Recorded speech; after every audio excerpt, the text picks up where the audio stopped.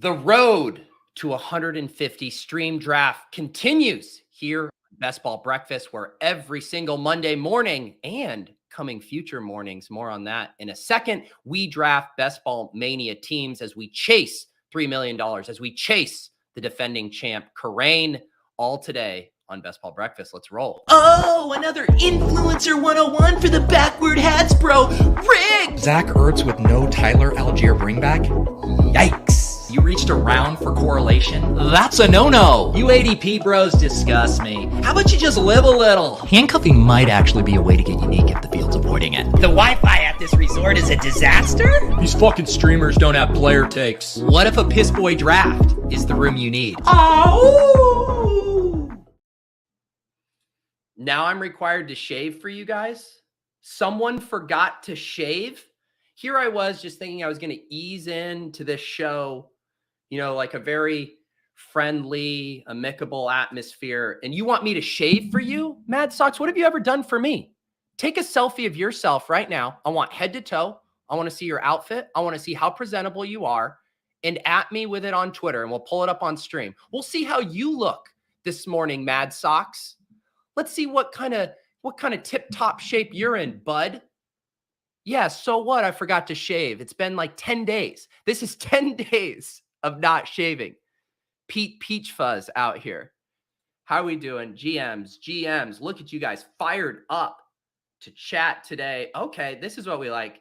No skill, all luck says the stubble is sexy. Now we're cooking. That's the kind of positive reinforcement I need on a Monday morning after hanging out with my college buds for the weekend, drinking, gambling, feeling a little haggard. I need someone telling me my stubble is sexy. That's what's going to get me fired up for this draft. How are we doing, everybody? Shout out to Phil, helping me with some production on the back end on the ones and twos. Him and Nick doing some great work.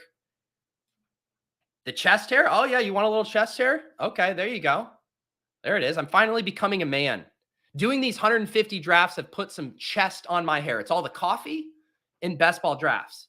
If any of you any of you prepubescent boys out there trying to get chest on your hair, just drink a lot of coffee and do a lot of best ball drafts. You'll become a man in no time.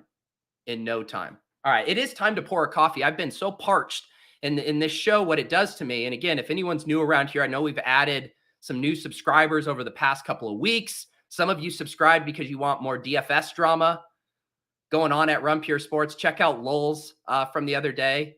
10,000 people of you care about the inner workings of Run Pure Sports. But a lot of you are here for best ball. And a big tradition on this show, Best Ball Breakfast, is we pour some coffee, okay? It's what we do. And I need everyone to be quiet. Everyone stop staring at my sexy stubble and just appreciate the noise, the ambient wonder of the pour.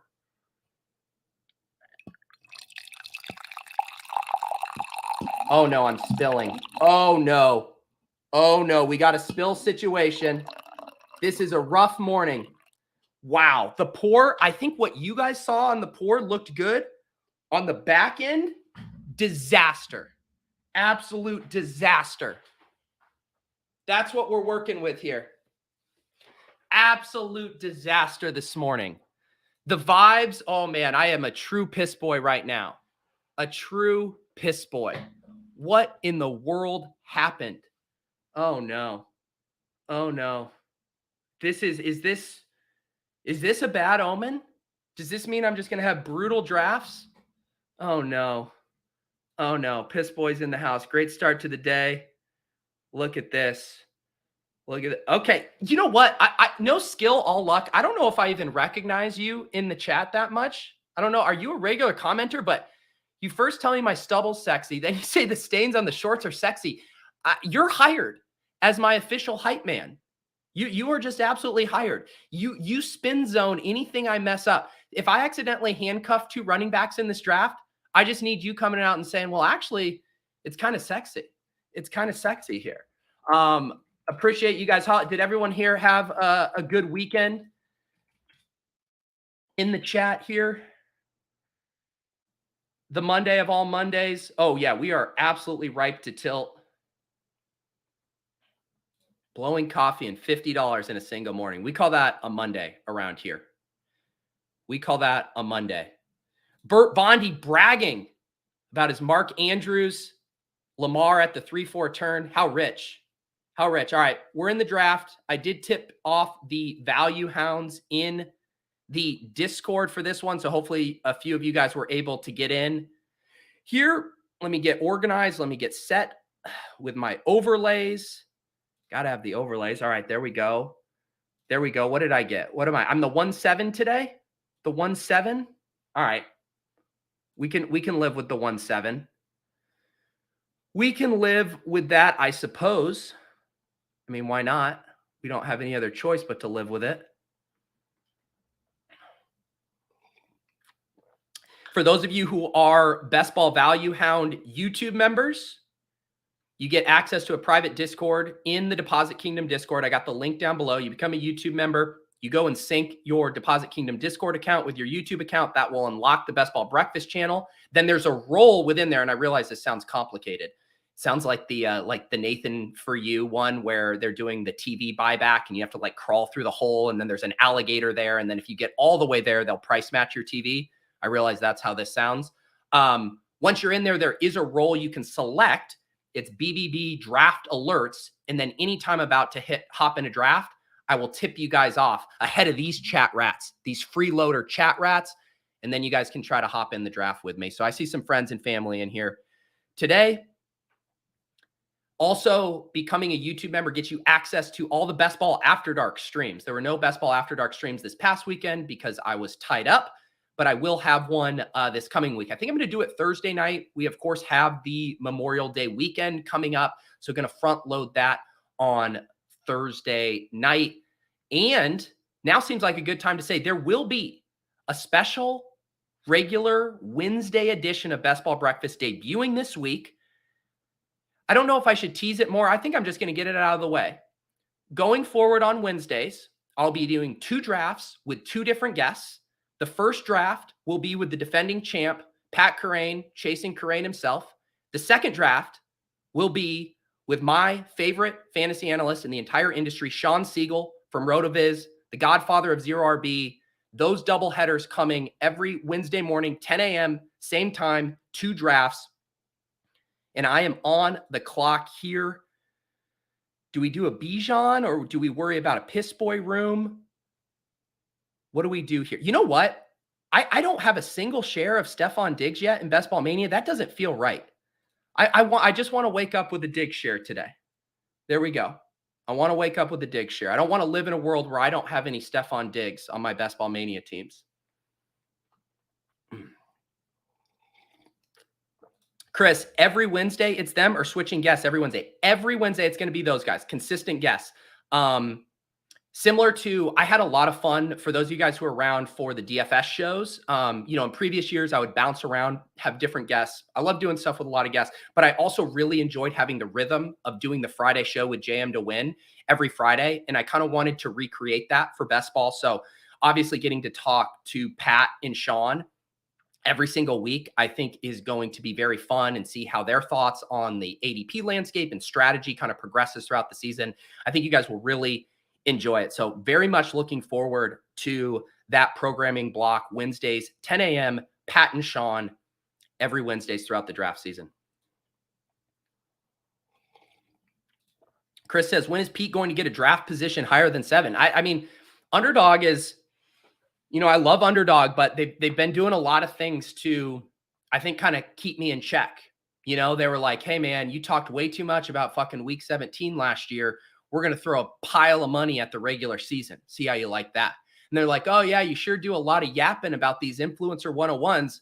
Well, good luck ever getting anything higher than 107. I don't want to go all conspiracy, bro, but it does feel like course correction for me flying too close to the sun last year. Chris trying to get me to tip it off. Should I do the chalk stack? Get a little Josh Allen? Trevor, is the JM show coming back this year? I would like to do it again, for sure. That feels like a long way out. We got a long way to go until I start thinking about DFS. Let's just take it one step at a time with the Best Ball. I will say, as you guys know, we're doing the commenter challenge here when I hit 15,000 subs, I'm going to give away $1,500 giveaway. I said we need to hit that by the end of Hot Best Ball Summer. I'm happy to report we are well on pace to do that. We hit 13.3K over the weekend, so only 1,700 more subs. If we keep up on the same pace that we've been on the past 3 weeks since Best Ball Mania launched, we will hit that in due time. So feeling very good about that. Appreciate all of you new subscribers. Appreciate you guys commenting on all the videos. And you will be rewarded handsomely in the form of $1,500 giveaway. Let's see here. Do we want to stack up Josh Allen? Should we just do it? Should we just enter? Or should we try to push it? It is getting a little piss boy in here. Let's just do it. Let's get our, I don't think Allen's coming back to pick 31. Well, I guess sometimes he does. I don't know. We took Josh Allen. We're a slappy now. We're just like every other slappy out there playing best ball.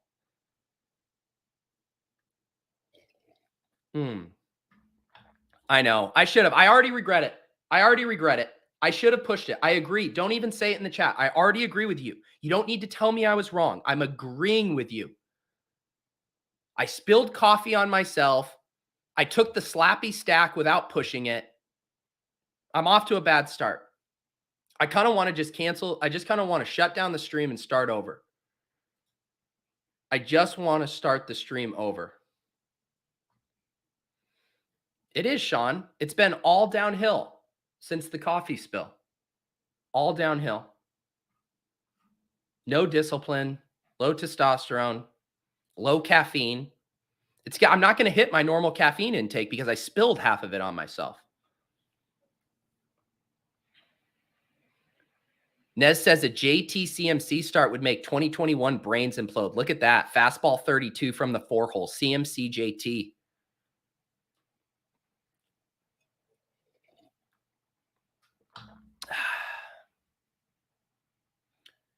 That's right. We do always have the great resetter in the second draft where we will feed the ducks.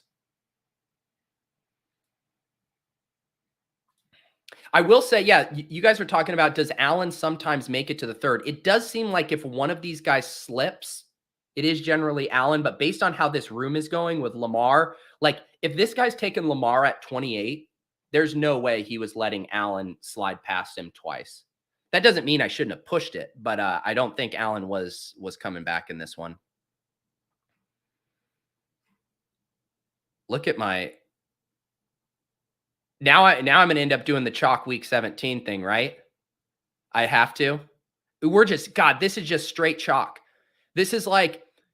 This is the person who reads one article or watches one video about week 17, and he's like, Stephon Diggs and Josh Allen play the Patriots in week 17. Yeah, give me that. Who have I become? I used to be a galaxy brainer. Now I'm just mainstream best ball bro. Mainstream week 17 best ball bro, drafting in May. I'm the most normie version of a May drafting best ball bro. My guy Paul out here is drafting cross-divisional stacks. Just true galaxy brain shit. And I'm just here just bowling straight down the middle. Man, I need to do something weird. I need to do something weird to save my personal brand as a galaxy brainer. Right now, I'm just playing the best plays.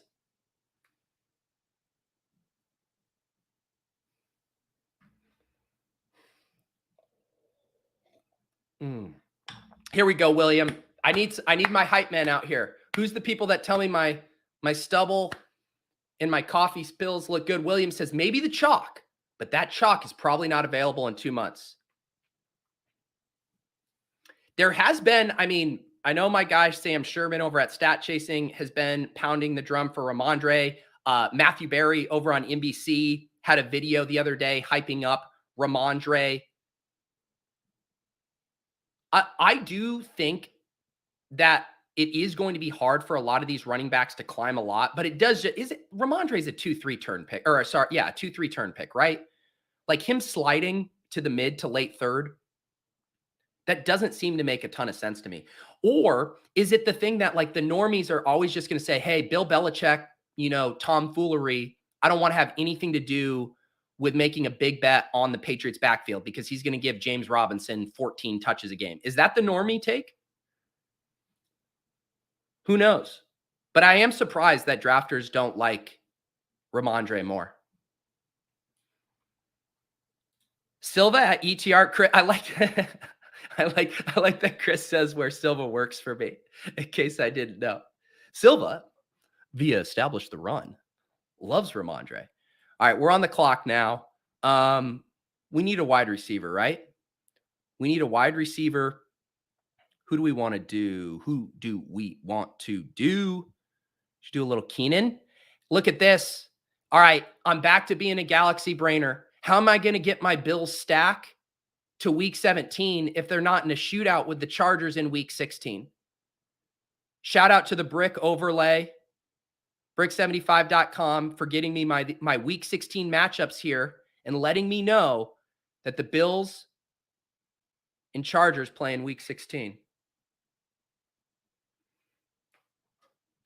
All right, our team right now for the audio listeners through 4 rounds: Josh Allen, Rhamondre Stevenson, Stephon Diggs, Keenan Allen.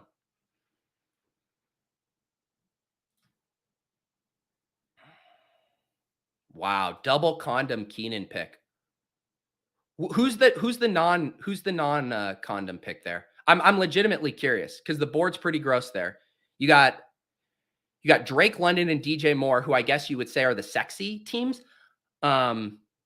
I guess you could say that's the raw dog in it, right? No condom. You're just praying that there's more passing volume there and that you don't wake up with an illegitimate child in 9 months. Is that the non-condom pick? Drake London and Jerry Jeudy, or Drake London and DJ Moore? F1, I love F1, but the condom criticizers are going to say Terry McLaurin's a condom pick too. It's like, you know what you're going to get from Terry McLaurin? You get 1,100 yards, 6 touchdowns, take it to the bank. I like McLaurin, but I think he's a condom pick. If you're really just yakety yak, drafting without any consequences, living in the moment, carpe diem, I think it's Drake London or DJ Moore. How did I upset Trevor? Sniping your Chargers double? Look at it. No one has an inherent right to a Chargers double stack, all right? If you want a Chargers double stack, take Quentin Johnson right now, bud. I do like how much you're pissing here, though. Cooper Kupp, Devonta Smith, Mike Williams, Jerry Jeudy for Trev. Pretty fire. Take Quentin Johnson here. Lock up that double. And if not, let me tell you, as someone who's been there myself, Josh Palmer, regularly available in the final round of drafts. You were never fully boxed out of a Justin Herbert double. Never. Gerald Everett kicking around. Someone was trying to tout Jalen Guyton to me in the comments of a video the other day. Trust me, there are infinite options to get your double stack. Or pivot to the Denver double. Actually, I'm not supposed to be pulling up Mad Sox comments anymore after he dissed my stubble. You're in a soft block situation. You can still comment. Other people can still see it, but you don't get the limelight. Not until you tell me that my stubble is dignified. All right, we are on the clock here. I've been saying this on shows. It hasn't lined up for me yet. I think Kenneth Walker is a value at ADP. You're going to give me a little value hound here? Kenneth Walker at pick 55. Ooh. Come on down, Kenneth Walker. Come on down. The team: Josh Allen, Rhamondre Stevenson, Kenneth Walker, Stephon Diggs, Keenan Allen.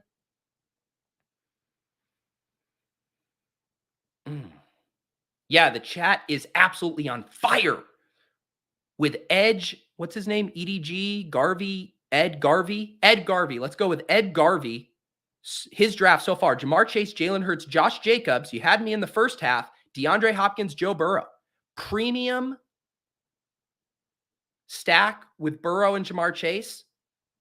2 elite QBs before round 5. Not my preferred way to build, but it's 2023. We have to be open to all strategies. And I respect Ed Garvey's decision in this draft. The thing is that this is what always happens with these drafters. It happened on ship chasing the other night. We were doing our best ball mania draft and someone started with a hyper fragile build. And then they started the first 3 rounds with running backs. And then they took like Cam Akers in the 6th. And it's like every single time you're like, I want to give you the benefit of the doubt that you're going to stick this landing, that you can still build this way in a smart, justifiable manner. And then they take Cam Akers. This is what's going to happen with EDGARVEY. I'm calling it right now. I'm going to be out here standing this man. I'm going to be out here protecting him from the pitchforks in the chat being like, nope, he's going to take the feet off the gas. 2 quarterbacks and he's done. This guy will add Mac Jones to this team. I swear to God, it happens every time. This guy will have a Mac Jones ass 3rd QB pick by some point in this draft, and then I will look stupid for defending him. But for right now, my guy EDGARVEY knows what he's doing. He knows what he's doing. Shout out to Imbinetta there for taking Kyle Pitts, so I didn't have to. Shout out. I appreciate you. I appreciate you. All right, Dallas Goedert at, we do have some late stacking tight end options here. I think this is one of those instances where it's hard to take multiple detours. I think I will be getting behind the 8 ball. Let's get a little correlation here. Can we sit on him? Man, I'm all over the place. Okay.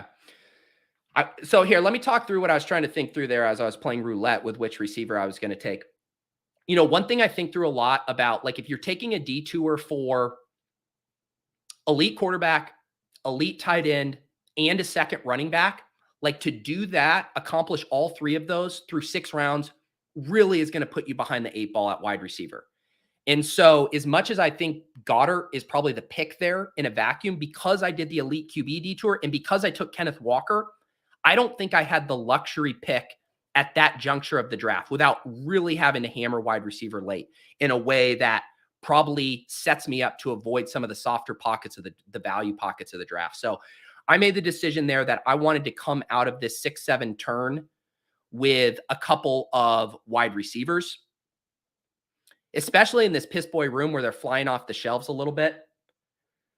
And then I was trying to decide which one of these guys do I want to take. I have so much Mike Evans exposure right now that I'm like, I like Mike Evans, but I want to keep randomizing in this range.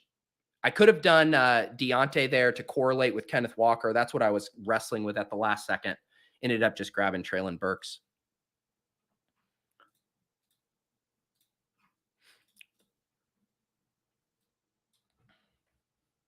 I'm not taking, this goes back. I mean, all bits aside, like I said, I do think you really have to think through the luxury picks and like the detours you are making. Like, the way I think about it is like, I want to make sure I have enough wide receiver firepower.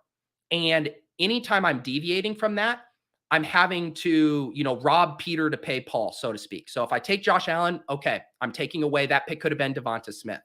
Okay, I'm taking Kenneth Walker right now. Okay, that pick could have been Tyler Lockett. That pick could have been Chris Godwin. So each time I'm taking one of what I consider a luxury detour, I'm now needing to catch up even more at wide receiver. So to do another elite quarterback in this range, when I need Josh Allen to be hitting my lineup like 15 of the 17 weeks to pay off that ADP, it seems like a poor use of draft capital. And again, I think, like, say I didn't do the Kenneth Walker pick, say that you want to use your 2 luxury picks early on 2 elite quarterbacks. Again, not my preference, but at least you are making that decision and you're going to say, I'm going to catch up on the other positions later. But I think if you're doing elite tight end, grabbing a second running back, grabbing a second elite quarterback through 7 rounds, it's just too much draft capital spent to the onesie positions, and you're too far behind at wide receiver to recover in a way that's going to allow you to access the ceilings you need in the playoff weeks at the wide receiver position. Who took Gabe Davis from me? Come on, Mike. Come on, Mike. Gabe Davis, 5 picks ahead of ADP in this economy. What are you doing? What are you doing? All right, we're going to have to take Jahan Dotson here. Is there anything else I'm missing? Wow, Trevor Lawrence really kicking around here. That's the worst feeling in the world when you go elite quarterback and then the quarterbacks are all falling in a draft. What an awful feeling. I need another coffee pour, and God damn it, this carafe better be solidified.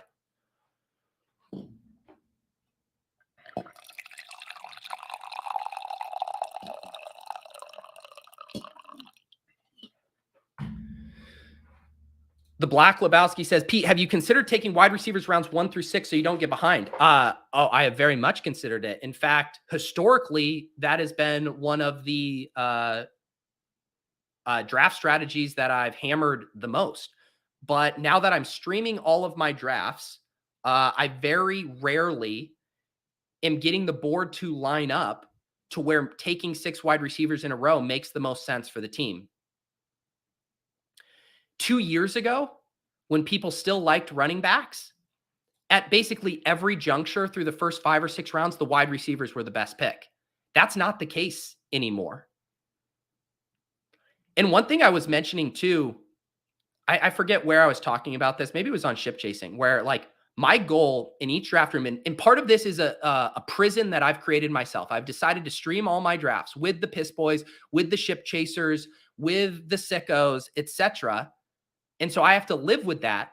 But it doesn't mean that I'm going to just try to do the same strategy as everyone else and then reach to make that happen and then hemorrhage ADP value just to get a structure that I would ideally like in a perfect world.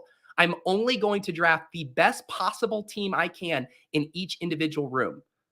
Does it mean I'll always accomplish that? No, but it doesn't mean I'm going to say, I'm going into this room and I'm drafting 6 straight wide receivers. If the board's not falling in a way that is conducive for that, then so be it. But I put out the battle cry to go to war with the Piss Boys and the Ship Chasers and the Sickos, and now I must deal with it. Thank you, Bindles. I don't know where I can get 5 new shorts for $5, but I will put this towards a down payment of new shorts. All right, let's get a little Courtland Sutton and Keenan Allen mini correlation. What was the best tight end available? Njoku way ahead of ADP. James Cook right at ADP there with my Bills stack would have been fine. But again, I have a couple other options for Bills backs coming up here. So my team through 8 rounds. Josh Allen at quarterback, Rhamondre Stevenson and Kenneth Walker at running back, 5 wide receivers now through 8 rounds. So I do feel like we caught up here. Stephon Diggs, Keenan Allen, Treylon Burks, Jahan Dotson, Courtland Sutton.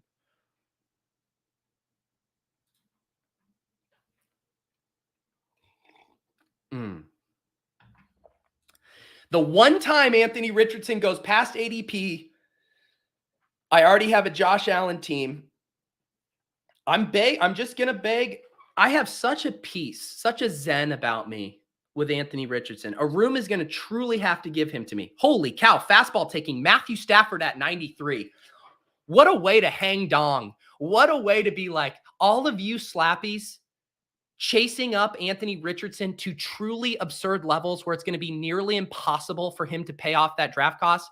What if I just take an old, boring quarterback who doesn't run, who almost retired last year? What if I take him at pick 93 over that sexy, shiny new toy? I salute you, fastball.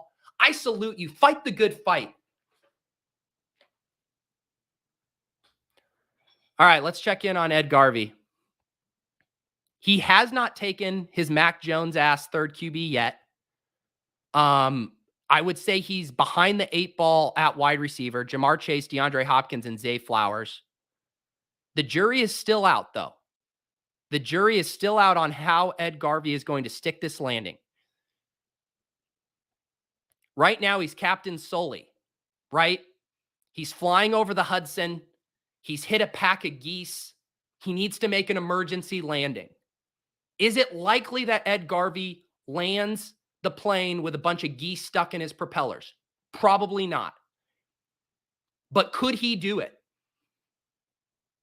Could he miraculously land the plane, become the toast of New York City, go on a media tour, going on Letterman, going on Colbert, because he landed this goose-ridden plane in the Hudson and saved all these lives? EDGARVEY could potentially be our generation's Captain Sullivan as he takes Javonte Williams here. More geese just went into the propeller. The plane has now hit extreme turbulence. The Hudson River now looks like a little creek.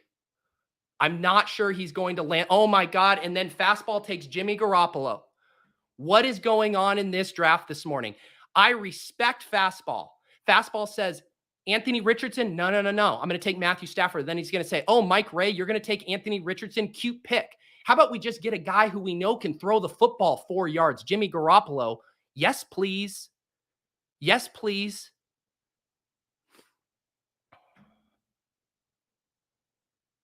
Let's see here. What am I looking at? I don't have any quarterbacks I need to stack here. I'm going to put David Njoku in the queue. This running back tier is a little flat. Yeah, we're just going to take Njoku. Take naked Njoku. David Njoku right at ADP. I did not have a strong take on that selection. I had 0 tight ends through 9 rounds and decided to make a structural decision. No quarterbacks stuck out to me. I have backdoor options here with Sam Howell, with Russell Wilson, even Geno Smith, the pair with Kenneth Walker. The wide receivers, this was a pretty big tier break here. You know, once that Sutton, Flowers, Bateman tier comes off, then it's a big gap down to Tyler Boyd. Running back, this felt like a flat tier here. I'm not a huge Brian Robinson or A.J. Dillon guy. I mean, I'm actually slightly overweight on those guys. I like all of these equally. Didn't see anything I needed to pull the trigger on there.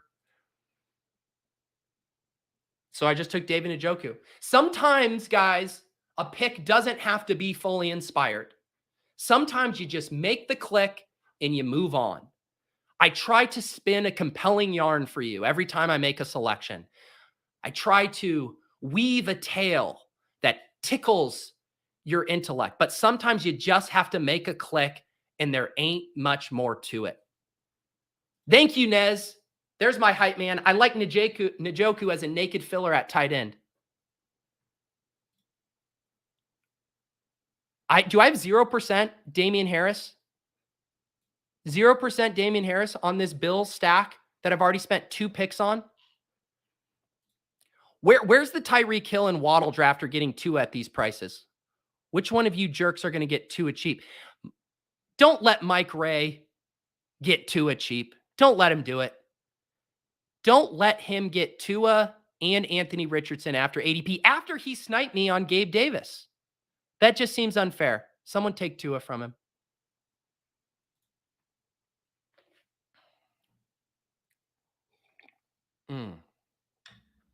Thank you. Njoku was a great click. You needed some testosterone there. Jeremy says, I panic clicked on Njoku after getting sniped on Stafford and Jimmy G. Man, I haven't found myself so invested in a drafter than I have EDGARVEY right now. I have just built this man up as the best ball version of Captain Sully. He could become an American hero, or he could crash a plane with 150 people on it into the middle of the Hudson River. Those are the 2 options right now for EDGARVEY. And I'm telling you, I do not have a lot of faith right now. 2430 build. Ed, do not let me down. Ed, I am standing for you. I am on the campaign trail for you. Odell Beckham, my least favorite player in the entire player pool. Ed, you are making this so hard, buddy. So hard. I'm trying to defend you. I am running out of ammunition to defend you. You are careening into the Hudson River right now. At least you took a wide receiver. At least you took a wide receiver. In fastballs takes Russell Wilson. EDGARVEY in fastball right now. You know, some people are playing checkers. I'm playing chess. These guys are fucking playing backgammon. I don't know what they're doing out there. Ed, do not let me down with this pick. Do not let me down. Brian Robinson. Okay. I still don't get it. I really don't think you need 5 running backs on this build right now. You have 0 tight ends, whatever, that's fine. I'm going to continue to defend you. I'm going to continue to defend you. Man, this is tough.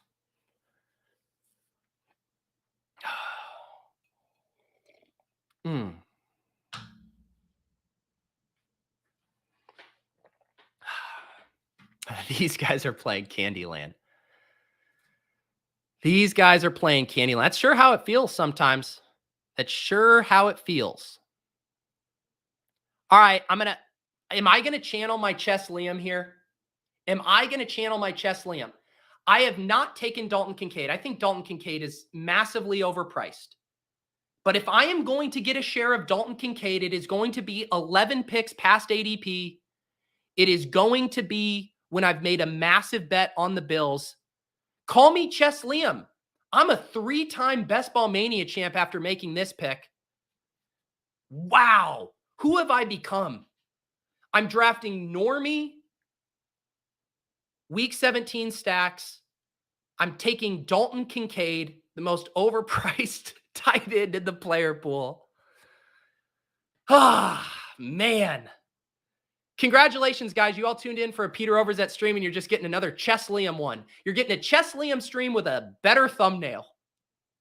And unlike Liam, I'll actually post the audio of this. Liam, it takes 10 seconds to make an Anchor account for Spotify. Free. It's free. And in StreamYard, you just go to the past streams, you hit the little hamburger menu, download audio, and you upload it for free. It takes 5 minutes, Liam.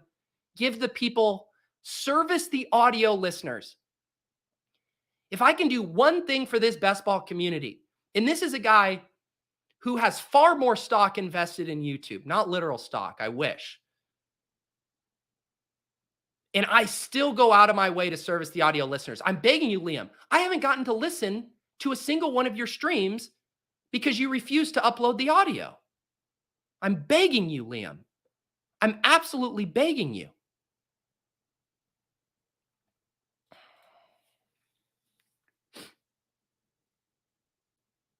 What are we going to do here? What are we going to do here? This feels like a running back pick, right?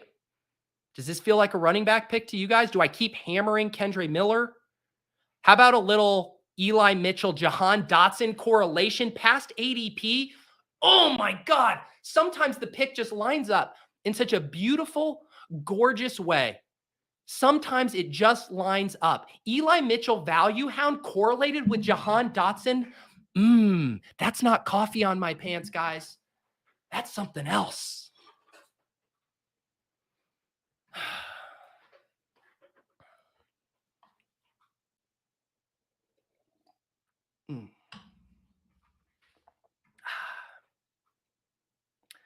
Welcome to the stream, Paul. Paul has in-person Monday meetings at 10 a.m. Oh my goodness.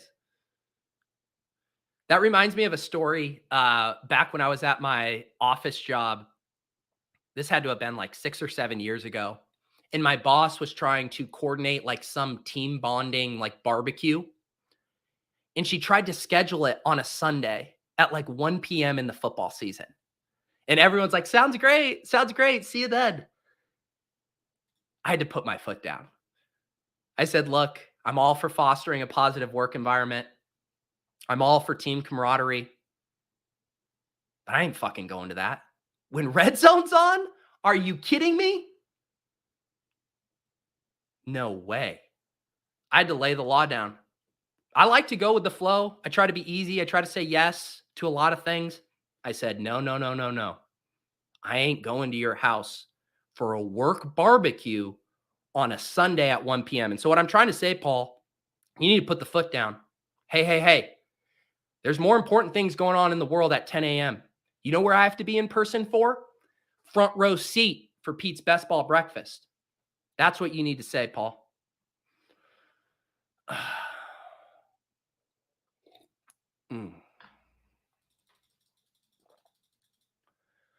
I got some energy today. It's because I've been eating like shit all weekend. Yesterday, the only things I ate were pizza and ice cream. I just completely fell off the wagon this weekend with my buddies here. No discipline. I don't think I've seen a vegetable in like 3 days.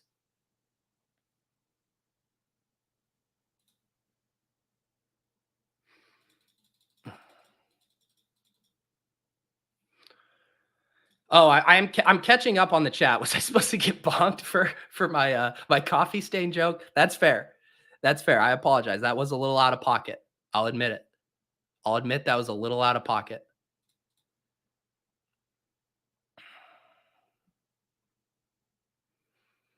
Man, who's gonna be my second quarterback on this team? I think we all know who it's gonna be. I think my Marvin Mims exposure at 36.4%, that feels a little light, especially when we're building out a little Denver Chargers. And oh my God, and then you remind me that Denver plays New England in week 15. Oh my God. How beautiful. How beautiful. Come on down, Marvin Mims. Come right on down. Right now, for the audio listeners who I will continue to service, who I will continue to fight for: Josh Allen at quarterback, Rhamondre Stevenson, Kenneth Walker, Damian Harris, Eli Mitchell at running back, wide receivers, Stephon Diggs, Keenan Allen, Treylon Burks, Jahan Dotson, Cortland Sutton, Marvin Mims, tight end, David Njoku, and Dalton frickin' Kincaid. Let's check in on EDGARVEY. What has Ed been doing? Ed, do not let me down. I got distracted the past couple of rounds. What have you been doing? Oh my God, EDGARVEY. Oh my God. Look at this snipe from EDGARVEY. Tyler Higbee at 147. Fastball just dreaming that he can backdoor stack his pick 93 Matthew Stafford share with Tyler Higbee. Comes up one pick short. EDGARVEY, what is going on, man? Ed, you're at a 2.542. You have recovered at tight end. You know what, Ed? I'm still standing for you. Ed, if you can do this, if you can just hammer wide receivers the rest of the draft, if you can just piss the board so yellow, it looks like you're staring into the goddamn sun. If you can do that for me, Ed, I will vouch for you. I will go to Underdog and I will say, EDGARVEY deserves a badge. I know this is probably his only third ever draft, but I sat and witnessed this man break every possible rule. But then he landed the plane in the Hudson River and we celebrated him. Give this man a badge. That's what I will do for you, Ed, if you can just piss yellow the rest of this draft. I'm here to be your hype man.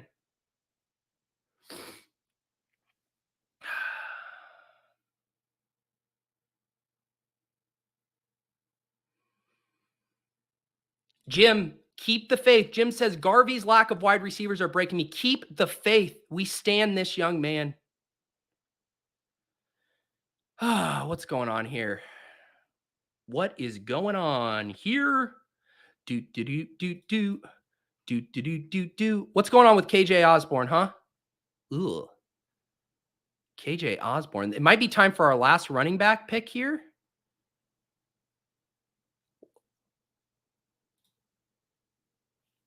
Get a little Raheem Mostert. I'm telling you, I'm almost to the point where I'm one Dolphins running back in every draft.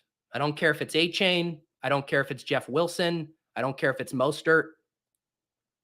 I do think, let me hear from the chat. Is this a 5 wide receiver build? Rhamondre Stevenson, Kenneth Walker, Damian Harris, Eli Mitchell, Raheem Mostert. Is that a 5 wide receiver build? Are we done? Are we done at running back? I think we are. We're done at tight end. We have 15, 16, 17, 18. We have 4 more picks. One of those is a quarterback.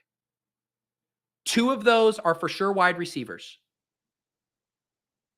I think I have a luxury pick. I think this could be a 6 running back team. Let me know in the chat. Is this a 10? Are you guys saying this is a 10 wide receiver team? No, it'd be 9. It'd be a 9 wide receiver, 2 quarterback, 5 running back, 9 wide receiver, 2 tight end. I think that's right. I think we're probably done. Oh man, the sweat we have. Okay, Ed, moment of truth, Ed. Take a wide receiver, Ed. Ed, you're going to get Ed. Ed. Ed. I'm trying, Ed. You're killing me. I actually don't mind this idea, Sam. Ed. Right now, he has crashed into the Hudson, but we're going to be able to save lives. We will. They have crashed in, but everyone's still alive right now. Ed, take a wide receiver. Medics are on the way. Help is on the way. Take a wide receiver, Ed. Ed, you can do this. Yes, Ed. Let's go, Ed. Help is on the way. New York City's finest.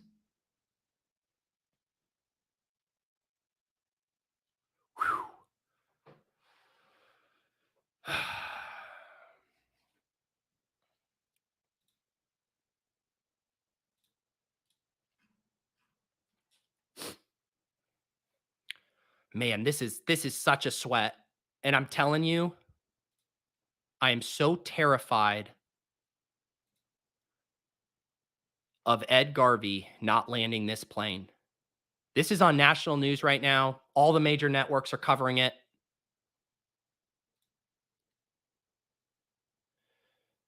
I feel like I don't want to risk Shakir. We're just going to keep hammering the Bills. The Bills stack continues to get fleshed out. We got Josh Allen, Damian Harris, Stephon Diggs, Khalil Shakir, and Dalton Kincaid. We're at a 1-5-7-2 build. One more quarterback. And then we'll see. We'll see on the last pick. I do feel like I recovered at wide receiver. Diggs at pick 7, Keenan at 42, Burks at 66, Jahan Dotson at 79, Sutton at 90. And then we've tacked on Mims and Shakir.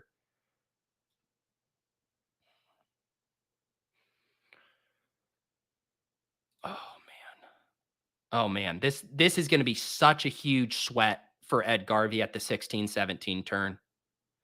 In fastball, man, I lost all hope. Well, you know what? Fastball's starting to piss it too, man. Ed or fastball, are you guys in the chat? I don't think you are, but I do just want to check. Fastball with the 4-4-4-2 build. Oh, I'm on the clock. Thank you for taking Tyquan Thornton, so I didn't take him for the millionth time. Do we have any fun correlations here? I think we're just going to take Sam Howell and just live to see another day. I didn't see anything else that I need to take there. So we're going to take Sam Howell, the stack with Dotson.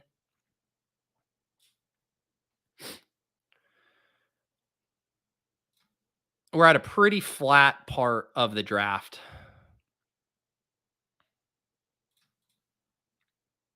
Our team through 16 rounds is a 2-5-7-2. Josh Allen, Sam Howell at quarterback, Rhamondre Stevenson, Kenneth Walker, Damian Harris, Eli Mitchell, Raheem Mostert at running back, wide receiver, Stephon Diggs, Keenan Allen, Treylon Burks, Jahan Dotson, Cortland Sutton, Marvin Mims, Khalil Shakir, tight end, a naked, boring David Njoku, a naked and afraid David Njoku, and a tight end, Dalton Kincaid. Let the record show 11 picks past ADP. I don't always draft overpriced rookie tight ends who are the tight end 2 on their own team. But when I do, it's stacked with Josh Allen after ADP.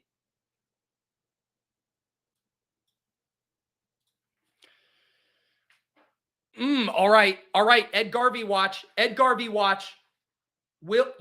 Garvey. Let's go. They are pulling people out of the Hudson right now.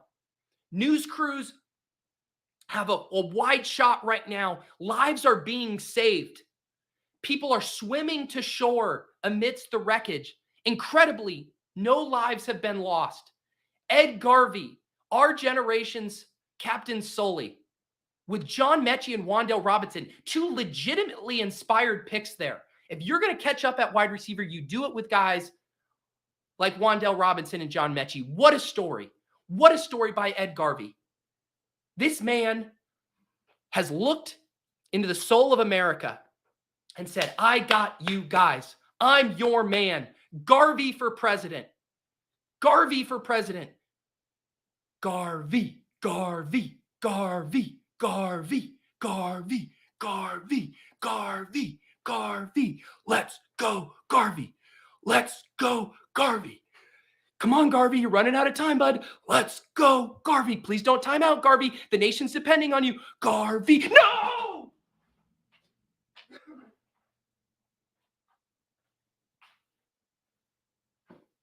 Garvey. I said, just as the prophecy foretold, rewind the clip. This guy's going to draft a Mac Jones ass third QB. Ed, there's no survivors. There's no more survivors, Ed. Even the people that had reached land just got sucked back into the Hudson and have now drowned. Ed, I put you on a pedestal. Ed. How did you do me like that?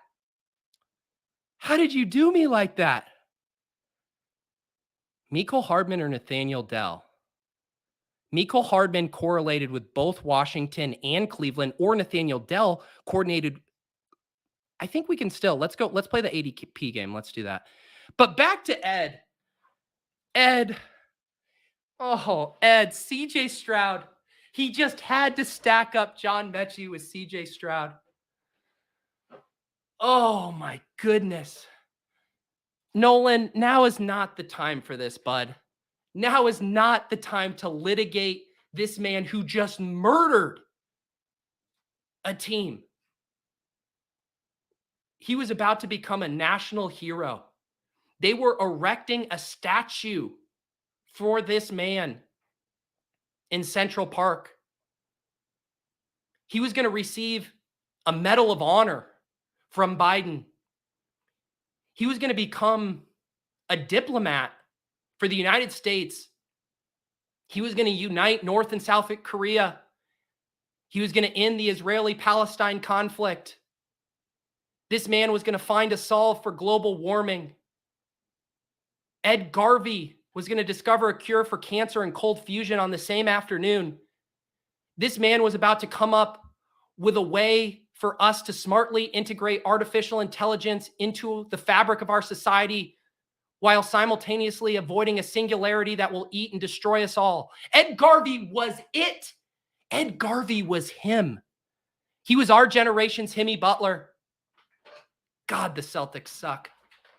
Man, Ed. Man, Ed. I really thought you had it. I really did.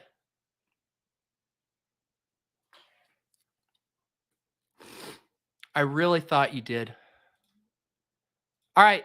Do we do Dell? Do we get to the 9 wide receiver build? I don't see any running backs I really need to take here. I don't see any running back. I think I'm good with Rhamondre, Kenneth Walker, Damian Harris, Eli Mitchell. Hang on, Ron. What's your username? Are you EDGARVEY? Ron Navy. Are you EDGARVEY? Ron, what is your username? I'm looking at these usernames. Do I see a Ron? What is your username, Ron Navy? Ron, what is your username? If your handle on YouTube is Navy, after you just sunk a plane into the Hudson, Ron, what is your username? Oh, TD Strikers. Okay, all right. Someday I want to meet EDGARVEY. I want to buy that man breakfast. How do you guys think? I mean, EDGARVEY, at this point, half the plane has died. There's only one thing EDGARVEY can do right now, and that's save himself. That's the only thing he can do. He's sitting on the nose of the plane right now, shirtless, screaming, primal screams. Ed, what are you going to do, buddy? 3-5-6-3 build, double elite QB with a CJ Stroud, cherry on top. Might as well go full villain now, Ed. Might as well go full villain. Are you going to... Gus Edwards, great pick. Great pick, Ed. great pick. EDGARVEY, man. They're going to write history books about what Ed did today. EDGARVEY. I like how you guys are all experts that his name is Edgar.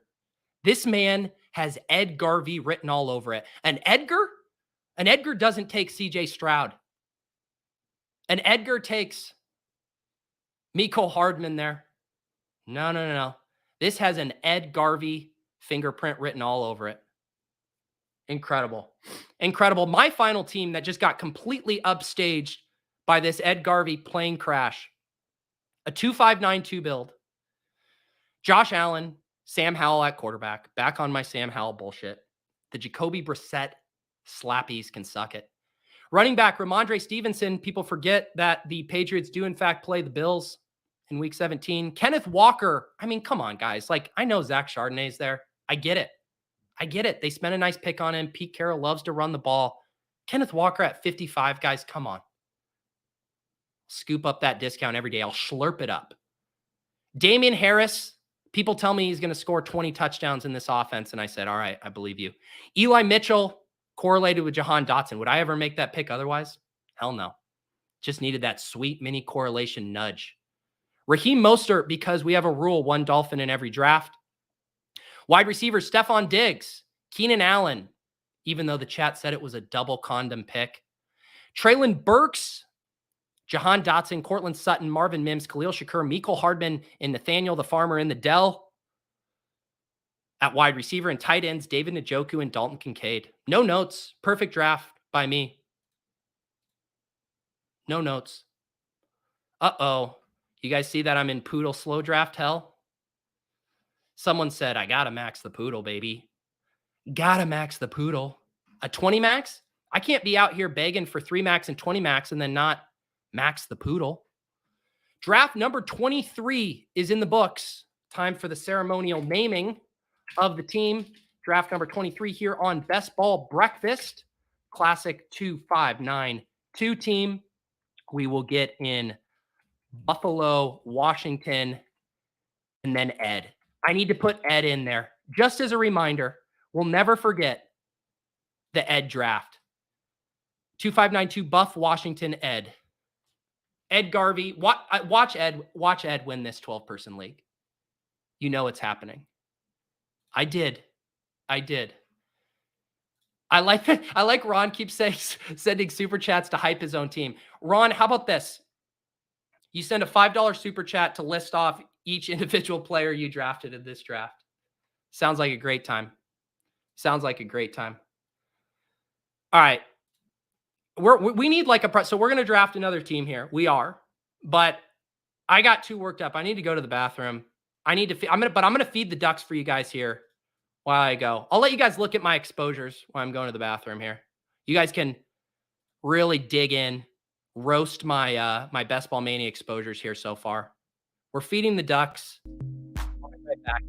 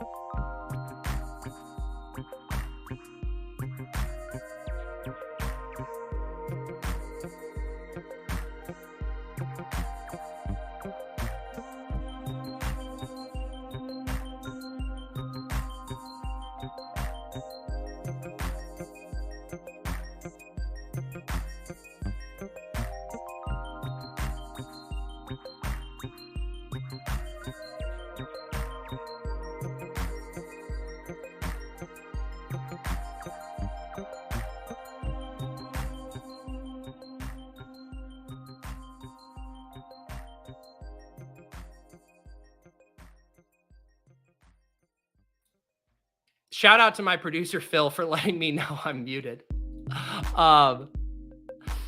Thank you, Ron. I appreciate you. Yeah, a lot of people here just think they can just sit and watch the show for free. No. You do have to be sending a super chat every 5 minutes to continue watching. Muted. I actually wasn't talking. I was just pretending like I was talking to see who's paying attention. I do like looking at these exposures. I have no problems with like the Mike Evans exposure is like a little ridiculous. I just like him average, probably on par with the field or maybe slightly ahead of ADP. I'm like, I have 27% Mike Evans. What's going on there? As a reminder, for those of you guys who are new to the channel, we are doing a comment giveaway. So the live comments don't count because I'm not able to track live comments. But the second the show is done, you can leave a comment and that will get you entered into the $1,500 giveaway when this channel hits 15K subs, which based on the pace we are now, it could be around 4th of July. I think we could get there by 4th of July, honestly. So maybe we get that giveaway wrapped up. Maybe we do a little stretch goal. But regardless, leave a comment on any of the streams where I do a Best Ball Mania draft. And I have a playlist down below. It's also linked in the show notes. I make it extremely easy for you. I could have made it some Easter egg hunt where you have to go hunting around the internet to try to find all these streams, but I've said, you know what? I'll do the legwork for you. I did a couple streams last week on different channels. We drafted one on the Swolecast. We drafted one on the Fantasy Life YouTube channel. All those videos are eligible for the comment challenge. You go leave a comment when we hit 15,000 subs.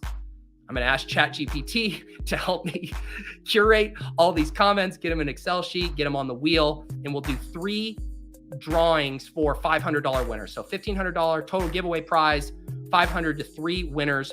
And you can get up to as many entries as there are streams. If you're YouTube members, there's a couple extra you can sneak in there because I have been drafting on the Best Ball After Dark. So those will give the YouTube members a little leg up in the giveaway.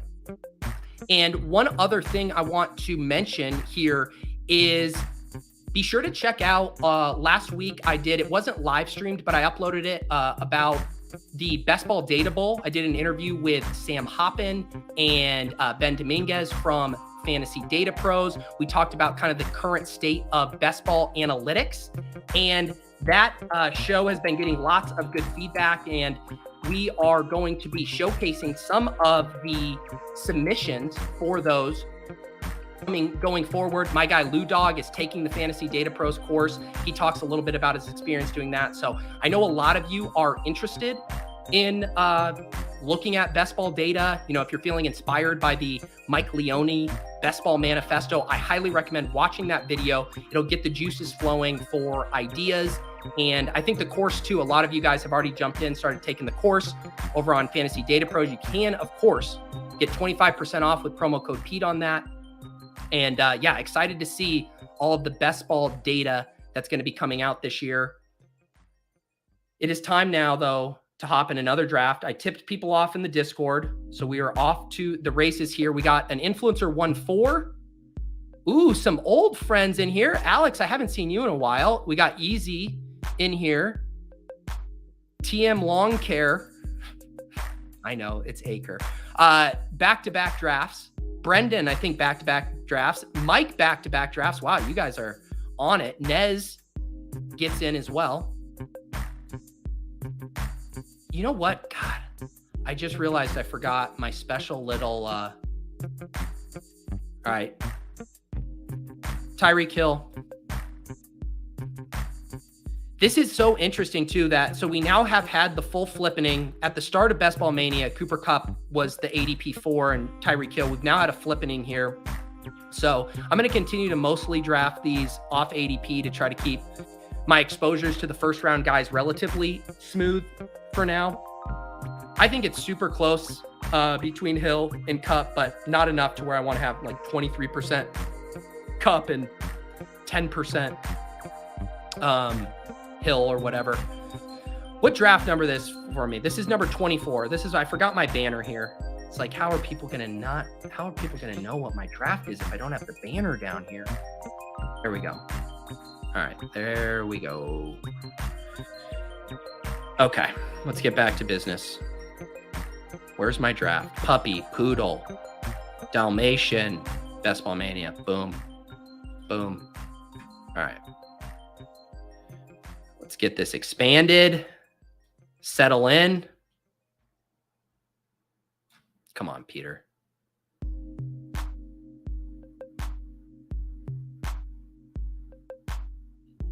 I become so OCD with my screen sizing. I just have to get it just maximized or I start to get anxious.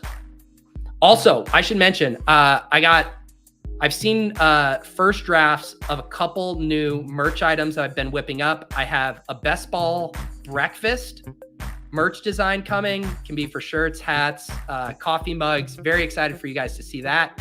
Incorporate some of your favorite bits. And then also a Piss Boy. Someone has been begging for a Piss Boy shirt. I was trying to like really rack my head how I could do that in a somewhat tasteful manner. I think we have a fun Piss Boy design. So I do have the Overzet.Shopify store available, and I'll be sure to let you guys know when those things are available, probably within the next week. Best Ball breakfast and Piss Boy merch coming to a store near you. There you go, Will. Will's going to get a breakfast burrito and keep this on in background noise. They should have an option where you could just mute me, you know? You're like, I'm just here for the Ducks. I don't even want to hear this asshole talk about Best Ball. Just give me the Ducks.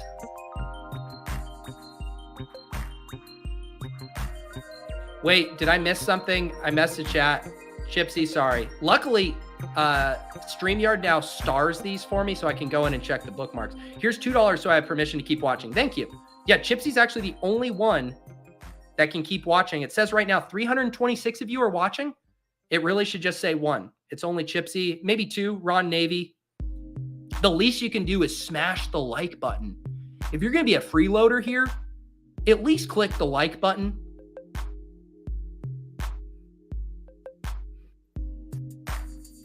Can I get a custom Piss Boy? That would be sweet. If there was, what are those like, what are those custom emoji like stickers that you can have that like look like you that my mom always sends? My mom probably spent like $19 getting a bucket of these on some Facebook marketplace. See, this was, I do have to avoid lawsuits. The classic Calvin pissing on a running back, that would have made a lot of sense if I wasn't worried about getting a cease and desist.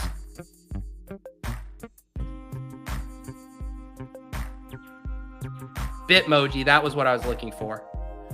I can't tell, is it boomer of me or not boomer of me to not know what Bitmoji is? I'll let the chat decide. I will let the chat decide. Also, reminder, ADP Chasing over on the Ship Chasing channel is directly following this show. That'll be at noon Eastern. Ben Gretsch joining today.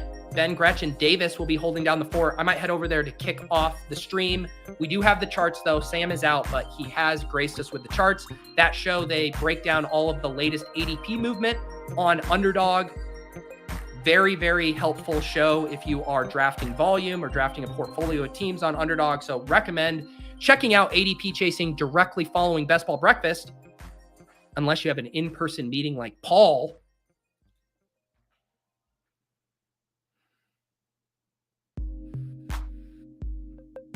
All right, what am I doing here?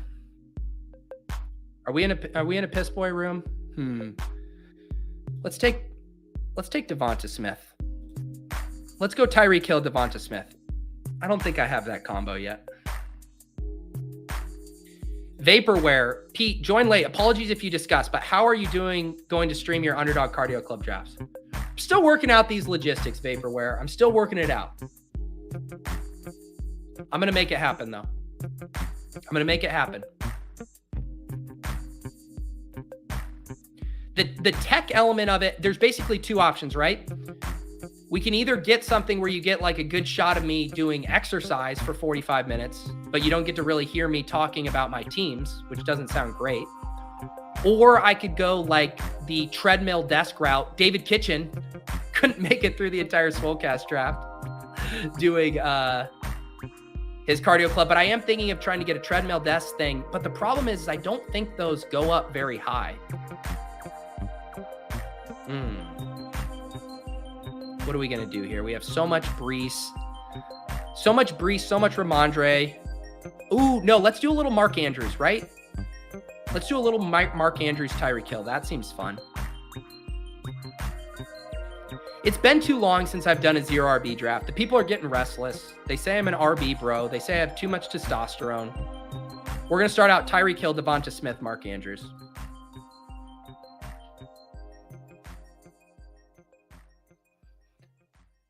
So, Chipsy, this is going to happen. I have already talked. This is a good point. One of my cardio drafts will be on ship chasing with me and Leone both going for night runs. And the reason this is happening is Leone sent me a very nice gift the other day. He sent me his glow stick night vest for running. Not his personally, but he bought me one.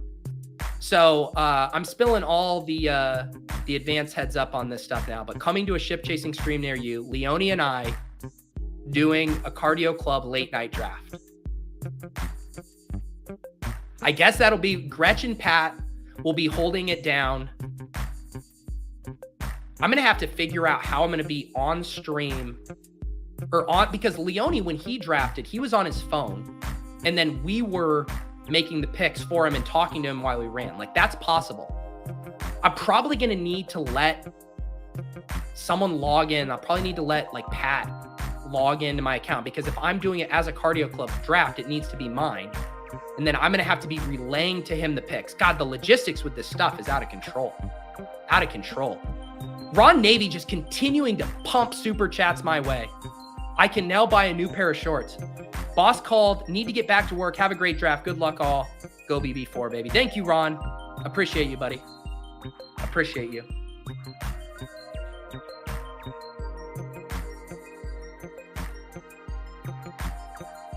Leone was running. You guys were jumping sharks. I think I've asked this before, but who is going to be this year's Josh Jacobs? I think I have the candidate now based on how it's settling. A guy I never want to click. I think James Conner is this year's Josh Jacobs. And again, not just everyone relax. Let me explain myself. Just based on the archetype, where he's going, community sentiment, and the guy who could have a really big year in a way that is very frustrating, because it's like, oh yeah, we've seen James Conner do it before. Can someone come up with a better candidate fitting the Josh Jacobs archetype? A running back who was like, used to be in the running back dead zone, but now drafters dislike him so much that he's sliding to a very palatable price point as like a true 0 RB target that I still can never find myself clicking. Dalvin Cook is more expensive than Josh Jacobs. Dalvin Cook's going in what? The 5th round now? Where's Dalvin Cook going? This is the reason why you guys, you got to line it up on ADP. 70, I guess that's closer ADP wise. The problem is something's going to happen with Dalvin Cook that is going to change his ADP. I wrote about this in the Fantasy Life newsletter today. He's most likely going to get cut, right? And then he's going to go sign somewhere and it's going to change his ADP. So I don't think the Dalvin Cook example works. You need someone who is still on their same team, who people are just bored of. If Dalvin Cook signs with the Chiefs, everyone's going to be so fucking excited about Dalvin Cook. He'll be going in the 3rd round. Dalvin Cook is not a comp for the Josh Jacobs. It's this steady Eddie running back who has just become boring to the community. And that's not Dalvin Cook. There's too many dominoes to drop around Cook for that to be the case. Miles Sanders doesn't fit it either. He's on a new team. He's going right in the dead zone. He's going right in the 5th round. If you look at the ADPs, Dalvin Cook fits it. I guess you could maybe say Akers, but Akers finished last season strong. So like the recency bias on him is propping it up a little. I really do think James Conner is the perfect 1-for-1 on where someone mentioned David Montgomery. Again, another guy who changed teams. What do we got going here? Justin Fields at pick 45? Sure. Then I can set up a week 16 mini correlation with James Conner. It sounds great. going back to that conversation too about thinking about your early detours, so in a 0 RB build where I haven't been taking wide receivers, this is where I do like to take the detours for the elite onesies. So we now have an elite QB in Justin Fields, elite tight end in Mark Andrews. We're going to stay ahead of the curve at wide receiver, and it does look like we're headed for a 0 RB build here. Cam Akers, I think, is a good one. The only thing about Dobbins is I feel like people generally like Dobbins more. Like, they click him at ADP and they're like, oh yeah, that's fine. Like, Jacobs repulsed people last year, myself included, when you clicked him. It just always felt so gross. You guys are missing the prompt. These players that change teams and there's new situations or dominoes, like Josh Jacobs, we knew his situation. It was the fact that it was so boring. Another year, 5th year of Josh Jacobs on the Raiders. All right, I have to do a DJ Moore stack at these prices. It has been really interesting to watch how this DJ Moore and Justin Fields ADP is corrected, because they have been so correlated as an ADP pair, where a lot of times the Justin Fields drafter was taking DJ Moore on the wraparound at the 3-4 turn. And this was when Leone was pounding the drum that DJ Moore was way overvalued. But now we've already seen a correction to where Fields is now falling back to the end of the 4th. And now you're able to get DJ Moore in the early 5th. And man, being able to sneak in an extra 3rd round pick there, it shows how much those ADP movements can really change, because there are grips of teams. I even have some Justin Fields, DJ Moore stuff at the 3-4 turn. But now that the ADP has changed, those teams are now sneaking in a Mark Andrews, a Deebo Samuel, whoever in the 3rd round, in addition to their Justin Fields, DJ Moore stack there. So that feels nice. I mean, Justin Fields, 7 picks past ADP, DJ Moore, 7 picks past ADP. I'm definitely a buyer at those prices after getting told by smart people that DJ Moore was overvalued because of his combinatorial chalkiness with Fields pulling him up.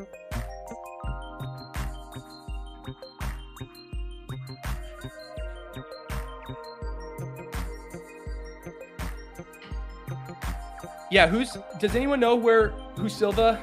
Oh, from ETR. Thanks, Brandon. Yeah, completely forgot.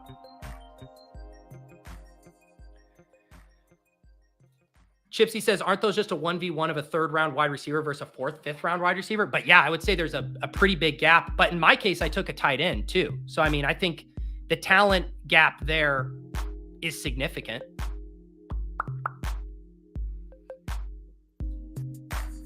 Wow, MJ, this team low-key filthy on God, fam. Shout out, fam. Let's go. God blessing us. Too blessed.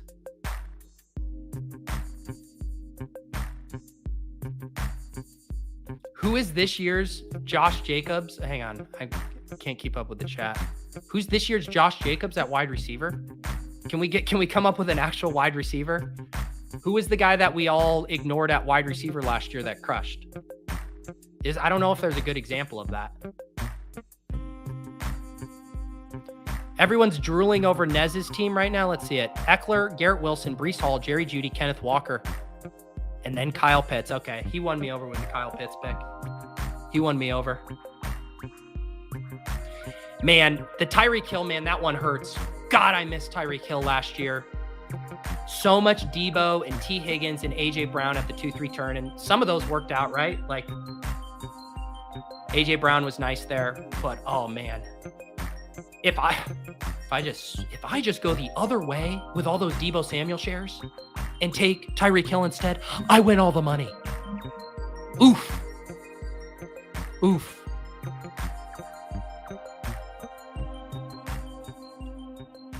All right, what are we going to be doing here? We're going to be taking a wide receiver, I think.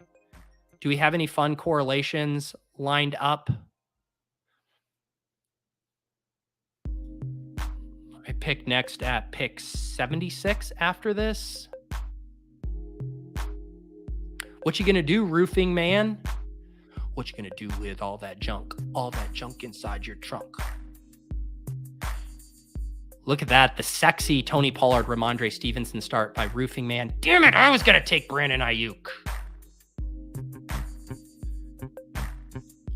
Is this too rich for Jordan Addison? Is this too rich? Could do George Pickens. Addison or Pickens? Let's live a little. Let's take Pickens.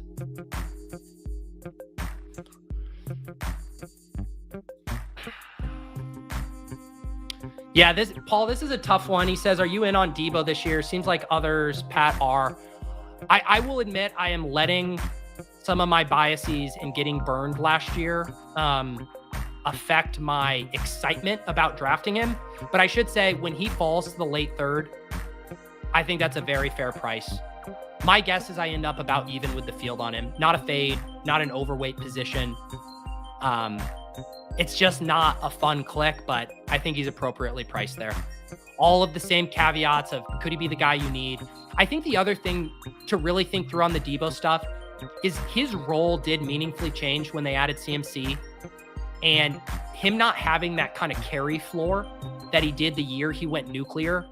I do think that has changed both of his floor ceiling proposition, but does that not mean he can't go for, 35 points in an important week? Absolutely not. All right, we passed on. I was hoping Marquise Brown would fall, but easy sniped him. I wanted a little Philly there. I passed on the rookie Addison. Let's grab another rookie here if we're going to get this 0 RB room and we're loaded up on wide receivers. We got some veterans here: Tyreek Hill, Devonta Smith, DJ Moore, second-year guy George Pickens, and then we'll add Quentin Johnston here. Bunch of wide receivers flying off the board in this range. It went Brandon Ayuk, George Pickens, Jordan Addison, Jahan Dotson, then a Dallas Goedert at pick 72. Nice pick there to get stacked for Jalen Hurts with the RTY. And then Deontay Johnson, Marquise Brown, Gabe Davis, and then my selection of Quentin Johnston. So here we go. We finally got a 0 RB team going. It's been tough to pull off in these piss boy rooms, but we did it through 7 rounds. Justin Fields at quarterback, Mark Andrews at tight end. We've got the elites there, 0 running backs. Kind of just how the strategy says it. It's kind of right there in the name, 0 running backs. Wide receivers, Tyreek Hill, Devonta Smith, DJ Moore, George Pickens, Quentin Johnston. Here, do you want me to? No, I'm not going to make that promise. I sniped your QJ. Bye. Jim says, gotta explain drafting off of ranks instead of off of ADP. I do not. So I do have Pat's ranks pulled in. I am a leg up subscriber, and I really like the way Pat does his ranks. But I'm not drafting off of them specifically. I am doing my own manual combination of ADP and ranks. So he says, feels like that would make me reach more often and not see the fallers as well.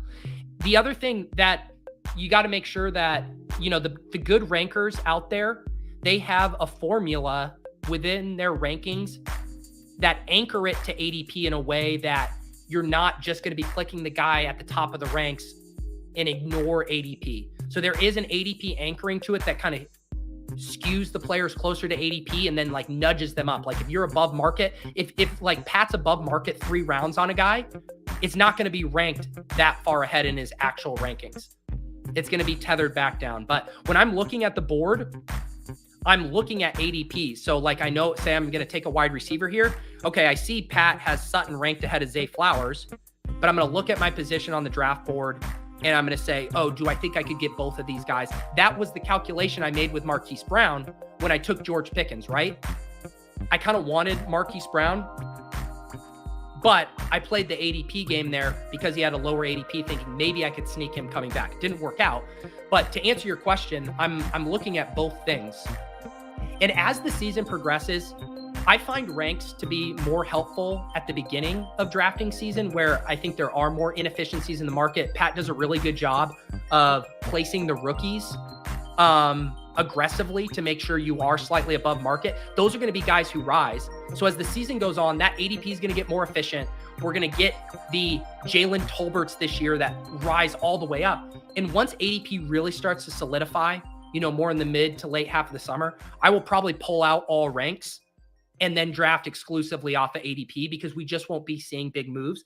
But the reason I like having Pat's ranks in here is, and why I have a lot of Marvin Mims is, if you are just drafting off of ADP, if you think Marvin Mims is mispriced by 3 rounds like I do, and you're only drafting off of ADP, you're not going to end up with near as much as you would like based on that disparity assessment that you have. And so the ranks are a nice reminder of being like, go get these guys who you think are mispriced before their ADPs rise in a big way. That's how I think about it. I need some more coffee.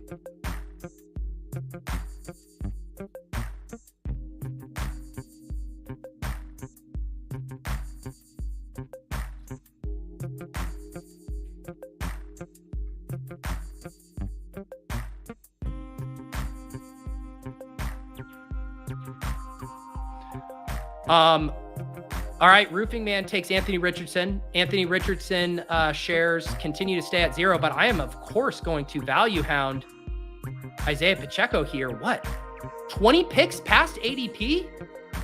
All right, first running back, come on down. Isaiah Pacheco at pick 93. We will take that. Sure, we will take that.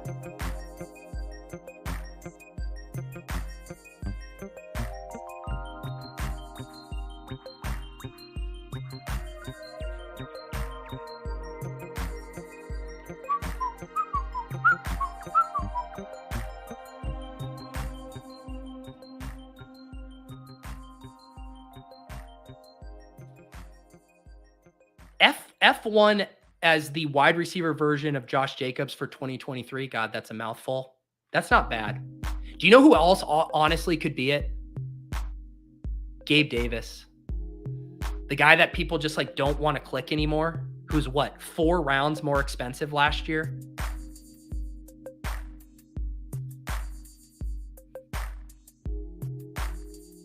I know. Technically, I don't have 0 RBs now. Timothy, did I get any poodles in? Yes, I maxed it. Slow draft poodle season. So this is an interesting spot because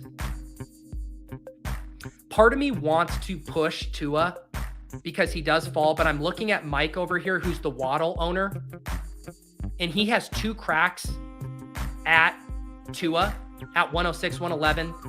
He's not falling in this specific draft.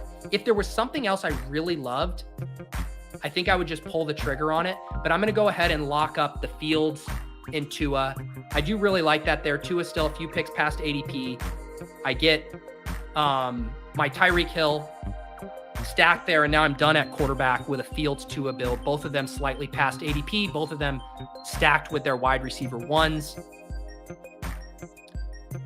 Nice pocket of the draft, though, here for quarterbacks. Quarterbacks dropping in this room. Deshaun Watson available, Dak Prescott, Daniel Jones, Kirk Cousins, Aaron Rodgers. Sorry, Easy. No cheap Pacheco for you. How do I project the Ravens wide receivers this year? I personally prefer Bateman, then Zay Flowers, then Devin Duvernay, then Tylan Wallace, then another guy I can't think of, and then Odell Beckham would be my ranks of the Ravens wide receivers. I think the Odell ADP, I've said it on a lot of shows, I think it's absolutely absurd. I don't think Flowers should be going ahead of Bateman. I get why people feel burned by Bateman, hasn't stayed healthy, yada, yada. But I think Bateman, like just looking back at their prospect profile, I think Bateman's a more intriguing player than Zay Flowers.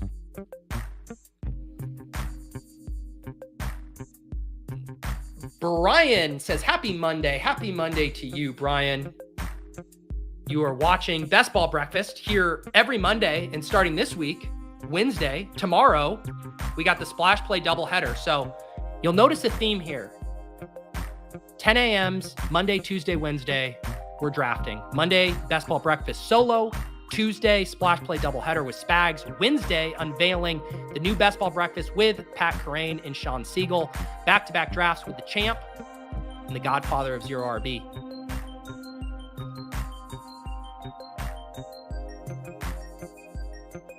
Do you think Michael Thomas bounces back? I'm not a Michael Thomas guy. I've taken him a couple times because he'll fall in that. He's basically in that wide receiver purgatory between like the cliff, right? After the Sutton Bateman group, and then before the like, now it's really gross, Tyler Boyd, Jacoby Myers, Juju. He like lives in that limbo there. So sometimes if I'm setting up like a Derek Carr backdoor stack and he falls past ADP, I'll take him, but he is not a quote unquote priority target for me. What's my rule? One Dolphin in every draft. One Dolphin in every draft. Devin Achane slides 6 picks past ADP, and we have a Miami bet going here. Seems like the click. I think if I didn't have the correlation there, I probably would just take the ADP value, the bigger ADP value in AJ Dillon. But having this Baltimore-Miami thing going, we're going to grab Achane at pick 117. So we now have 2 running backs here. This is the nice thing about when 0RB lines up with the draft room is like the pockets of value in the draft also line up with your structural needs. So obviously now 5 wide receivers that I had through 76 picks. I now want to make sure I have some running back upside here in this range in the 9th through 12th, 13th round is a pretty ripe range for that. So nice to see that coming together.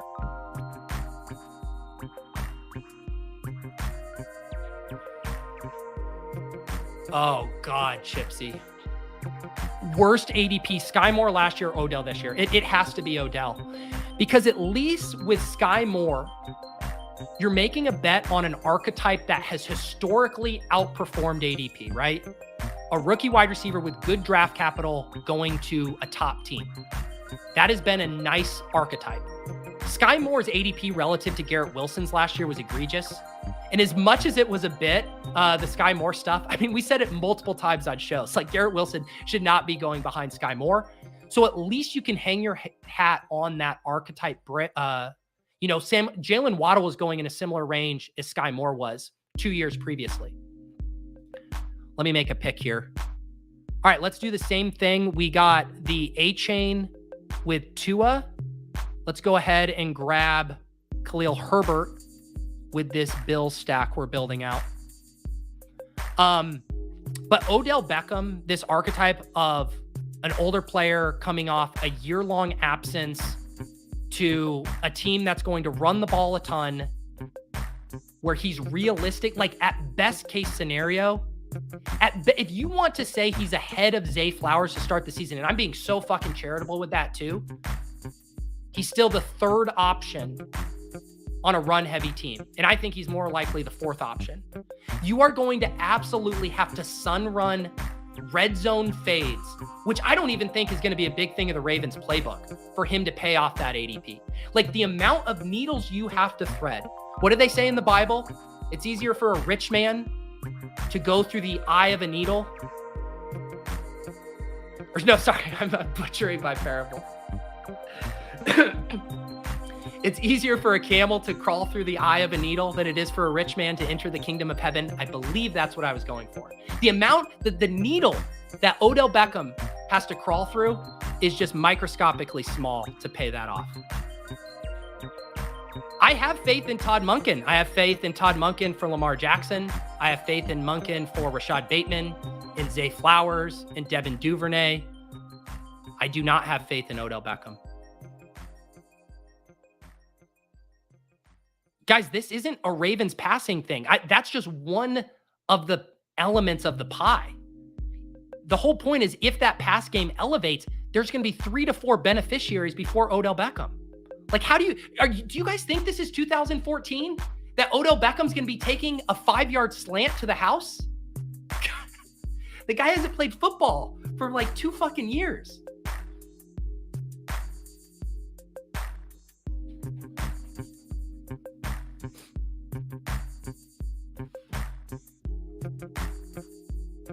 Even this one, and I know Chipsy's joking, but it is a lot harder to do the what if he's the guy you need with older veterans.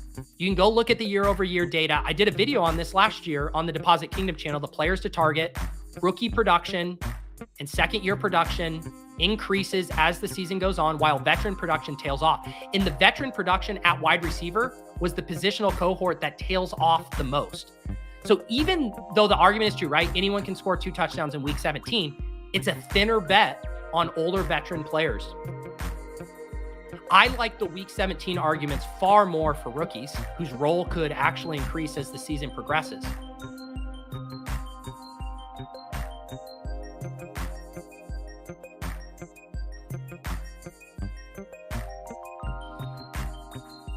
Shit, you're right. I'm forgetting to factor swag and dog in them to your projections.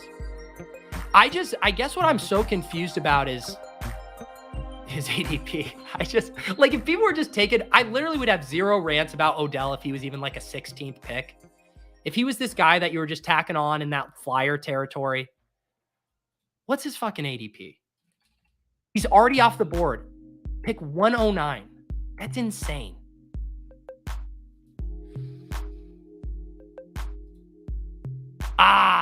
Long care. I wanted a little Kendre Miller there. I wanted it.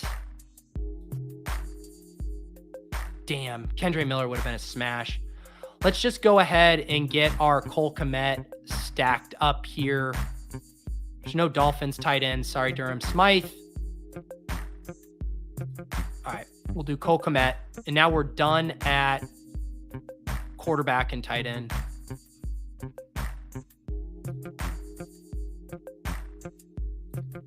Paying picks, would you rather Michael Thomas or Odell? Michael Thomas, not even close. Cost adjusted, in a vacuum, while eating green eggs and ham. Would you rather draft Odell wide receiver 4 or 5 or Tom Brady QB3? Tom Brady QB3. The opportunity cost. Tom Brady is an 8 in this scenario would be the last pick in my draft. Do you know who won $1 million with an 18th round QB who did nothing for him last year? King Capital. Dude drafted Jalen Hurts, Joe Burrow, and then took Davis Mills as his 18th round quarterback and won $1 million. I can win $1 million with Tom Brady as my QB3. You're not winning $1 million with Odell as your wide receiver 4.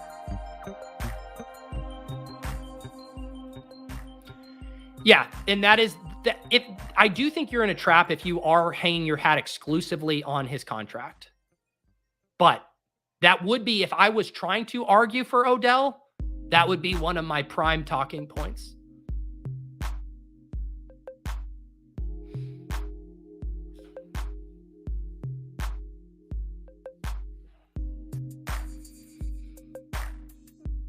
This is a good question, Gavin. At what point does best ball breakfast turn into best ball brunch? I mean, here's the thing. I guess for the East Coasters, it's 11:38 a.m. But for, the West Coasters, it's still only 8:38. So I think we're still prime breakfast territory. Do we do a little handcucking here? Lots of handcucking options. Might just end up cornering the market. So, yeah, these are the times where I'm okay doing it. Past ADP, made a big bet. I'm going to take Rashod Johnson.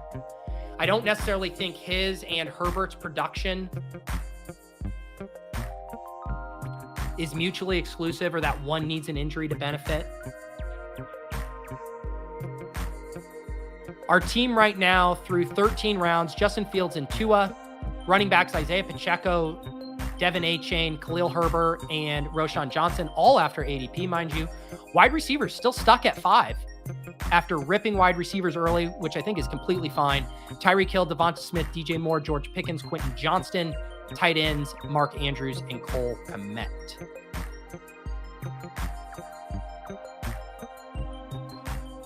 I know this is hard for you to realize. Touch of green. Never meet your heroes. They might turn out to be a handcuck guy.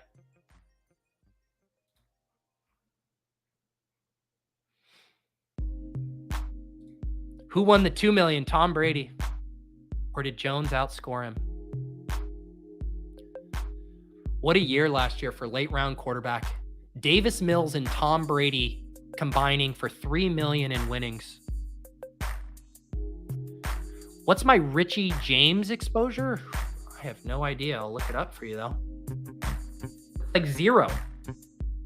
I haven't had a lot of Mahomes teams, so I haven't been in like the backdoor Mahomes stack market. FF Doom, would you consider handcucking the Philly dudes like Swift, Penny Gainwell, etc.? Yeah, I've done it. I don't mind the thought. Like, I have definitely evolved on this too. I will completely admit I used to be a staunch handcucking's bad, take off the condom. And now I've opened up my mind to it. Not even like the uniqueness element. I know there was some conversation on that last year of like, what if Dalvin Cook is the guy who gets you there to like week 16 and then he gets hurt and then you're the one Dalvin Cook team who has Alexander Madison who's live. So you like snuck through this unique player. I get that logic. I'm willing to galaxy brain with the best of them. That's not like how I've seen the light. It more so has been one, Leone has looked at data with this, and the players who do have different types of roles in the backfield, like a Rashod Penny and a DeAndre Swift, where one's going to be a pass catching back, one's going to be the short yardage between the tackles guy, where they're going to be on the field a lot independent of what the other person is doing. In those cases, if you're getting those guys at value or you're building out a team bet, I do think just making the macro correlation bet holds true there. I'm not going to push it so far as taking a third back though. Although I might go double. I could go double Dolphins. Let's see here. I also need some more wide receivers. I don't mind Rondell Moore. Don't end up with a lot of him. We have two correlations here. We have the Eagles play Chicago in week 16. We have a big Chicago bet. And then we have the Eagles versus the Cardinals in week 17 there. So get kind of a double correlation boost with Rondell Moore. And this felt like a little flat pocket here at running back. And then I can see which one of these running backs I want coming up in the 15th. So through 14 rounds, Fields, Tua at quarterback, Pacheco, A-Chain, Herbert, Roshan Johnson. At running back, wide receivers, Tyreek Hill, Devonta Smith, DJ Moore, George Pickens, Quentin Johnston, Rondell Moore, a little ahead of ADP as wide receivers fly off the shelves. Mark Andrews, Cole Kmet at tight end. Sags, how do the office hours work in Discord? Yeah, so you're referencing the office hours I do in the Fantasy Life Discord. I do those every Tuesday at, what time do I do them at? I believe it's 3 p.m., 3:30 p.m. Eastern, 3:30 p.m. Eastern. Yeah, there's a channel in there that's office hours. I'm there every Tuesday. You can come in, ask questions ahead of time or in real time. And yeah, I'll chat about whatever, best ball, season long. People ask all kinds of questions in there. All right, should we do the rare double handcuck? The rare double handcuck. I say we just go for it. We have such big bets on the Bears and the Dolphins already. We're going to do it. There it is. Jeff Wilson and A-Chain, Roshan and Khalil Herbert. The man who used to loathe handcucking, now doing it twice. The handcuck so nice you had to do it twice. Wow, I didn't realize. I look up and I find that the chat is just on fire for Richie James. How did I miss this? Caleb says, this draft is the only thing getting me through this Monday at work. Happy to be here for you, Caleb. Like I said, right after this at 12 p.m., head over to Ship Chasing for ADP Chasing. Gretchen Davis will be holding it down, walking through all the latest ADP movements. We will continue to distract you from your work on this Monday morning.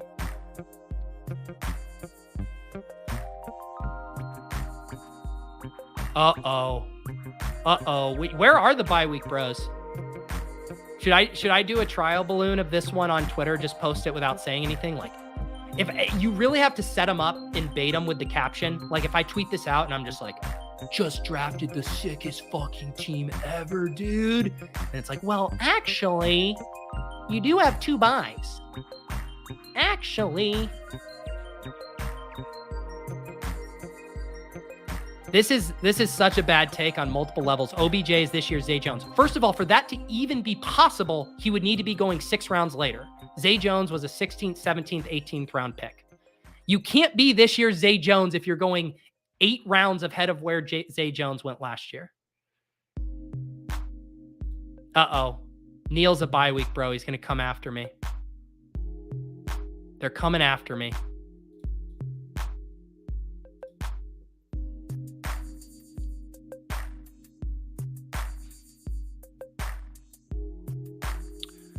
You guys can all stop drafting. I just drafted the winner. No need to draft anymore, guys. I need more coffee. I won this draft. Smirk flame emoji. I busted that ass. That one feels a little more weird to read out loud. How's my dinger team doing? I actually think it's doing good, dude. Let me go look. I think it was doing good. I'm in third. My solo team right now is in third, not too far out of second. There you go. My two NHL teams flamed out.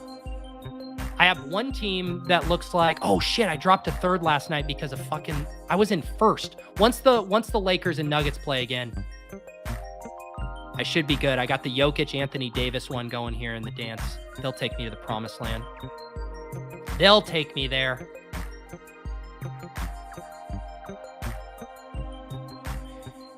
NorCal Cop Watch. I'm new to best ball drafts, so you're okay putting up a 0 at tight end. I am. So it's basically in week 13, right? I'm going to sacrifice on average around 6 to 7 points in that spot by taking a 0. That would be about the average tight end score. Hang on, let me make a pick here. Let me make a pick. Let's see here. Let's do Gainwell. This is another example for someone saying you're drafting off of ranks versus ADP. Gainwell at ADP looks like Pat's a little lower on him here, but I have this Eagles bet that I'm continuing to build out a little bit more with the Cardinals and with Devonta Smith on this team. Gainwell, I think, a nice addition to a 0 RB room. Probably needs an injury to really smash, but I'm always happy to have the next man up in one of the best offenses. But anyways, back to the tight end thing. So it's going to hurt your advance rates. No doubt. Even Liam posted his teams. I forget if he was talking about his quarterback buys or if it was tight end buys. And there were 2 teams that didn't make it because of the 0 they had. Or I don't know. He had some thread about it where he lost a couple teams. Like, that's meaningful. Like, it does definitely hurt your advance rate. I'm not going to argue that. The math makes that pretty clear. But this goes back to the conversation, and I talked about this on the stream. Let me make another pick here, and then we can continue to talk. I want to get my Jerome Ford exposure up a little bit, I think. I like Jerome Ford. But this goes back to one of the things that is really tricky about best ball data. And we talked about this on the Best Ball Data Bowl stream that I did last week. I definitely recommend checking it out. It's titled Decoding Best Ball Data, How to Get Started. But a lot of the data for best ball is not only descriptive, right? It's telling us what happened. It's not predictive, but it is also trying to get us close to the optimal. We're trying to get to what is optimal. What is optimal is very good for providing us guardrails for how to draft relatively smart teams. Drafting optimal does not clear out a path to first place for us. And so this is where the bye week thing stuff comes into play. You are sacrificing. It's very similar to a strategy like in Showdown DFS, right? If you leave salary on the table in Showdown, you are not drafting optimal. You are sacrificing projected points to get unique. And that's the same thing with this bye week stuff. You are sacrificing projected points and getting close to the optimal when you do something like that. But you are pulling additional levers that I think are going to help give you more outs to first place. One, you're getting a uniqueness element. A lot of people will avoid tight ends with the same bye. So if you sneak in, like in this case, a Mark Andrews and Cole Kmet team to the playoffs, that is going to be a very unique combinatorial pairing. So that's one element of it.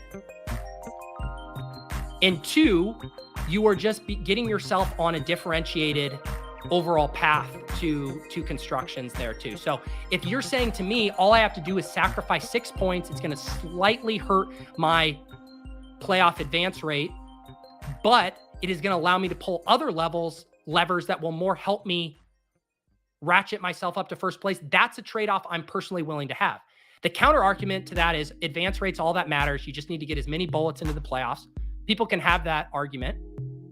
I think it makes a lot of logical sense to me, but I don't think always trying to draft optimally is positioning yourself to win first place.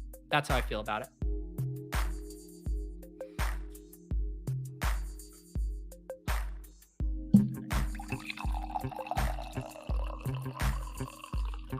And it also goes back to a lot of the times, if you draft a team that Twitter loves, it's because you drafted close to the optimal.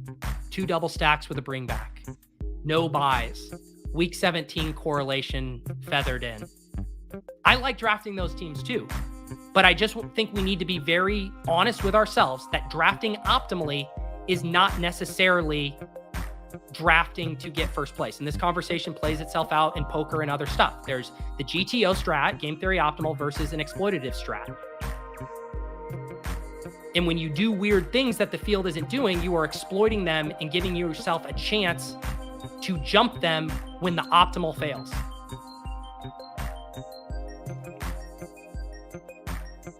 We got one more pick here. We're at a 2-7-6-2. Nez would go with a gross 8 running back build here, wouldn't you, Nez? What do I need? Someone sent me it. Greg, I'll check this out in a sec. We're going to go sauce on. Is that you, Greg, or is this just another team that's doing something weird? Oh, it's easy. Okay. I'll look at easy in a sec.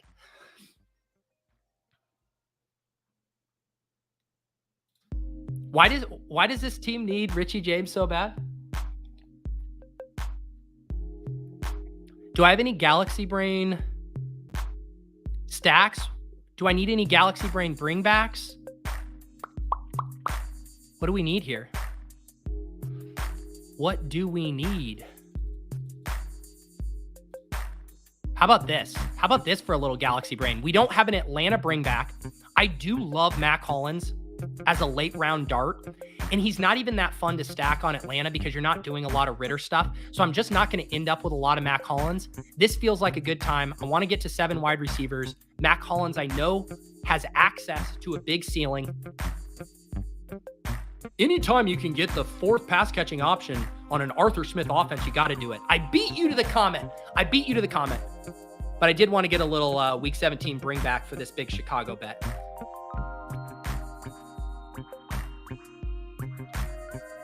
Mr. You and me, lockstep. Mac Hollins, come on down. So let's look at this team and then we'll roast easy. All right, so we have a 2-7-7-2, Justin Fields and Tua. We have a 7 running back room, a true 0 RB room for me. First running back taken at pick 93. Isaiah Pacheco kicks things off. We ended up with a double handcucking room. Devin Achane and Jeff Wilson. Achane past ADP, Wilson at ADP. Khalil Herbert and Roshan Johnson together, but both past ADP. Kenneth Gainwell at ADP and Jerome Ford. I like this 0 RB room. Pacheco, Achane, Herbert, Roshan, Jeff Wilson, Kenneth Gainwell, Ford. Nice blend of rookies, of handcuffs, of pass catching guys, of guys in good offenses. A lot of good ambiguity here that could break our way. Wide receiver, we ripped it out of the gate. Tyreek Hill, Devonta Smith, DJ Moore, George Pickens, Quentin Johnston. Obviously, our alphas are stacked. Tyreek Hill with Tua, DJ with Fields. Then we tacked on a couple guys for correlation purposes at the end to get us to 7. Rondell Moore, a little mini Philadelphia stack there in week 17 with Gainwell and Devonta. And then Mac Hollins as our Falcons Galaxy Brain bring back with our big Bears bet. And then 2 tight ends that have the same bye week. So this team is dead. It was all fun and games until I took Mark Andrews and Cole Kmet together. But Mark Andrews, of course, our week 17 bring back with the Dolphins. So as far as like the levers that I like to pull in a draft, and I know there's lots of pyramid charts out there these days about all of the things that are important with drafting. I feel like I hit most of those. Got my correlations, got my stacking, got my team correlation level bets, got a lot of ADP value, got a structure that I still think is probably underutilized by the field. And I say that because even as a 0 RB guy, I found myself doing a lot of 3rd round anchor running back starts. So I like this team. I do need to check out, Greg sent in, wants us to see team 2 here. All right.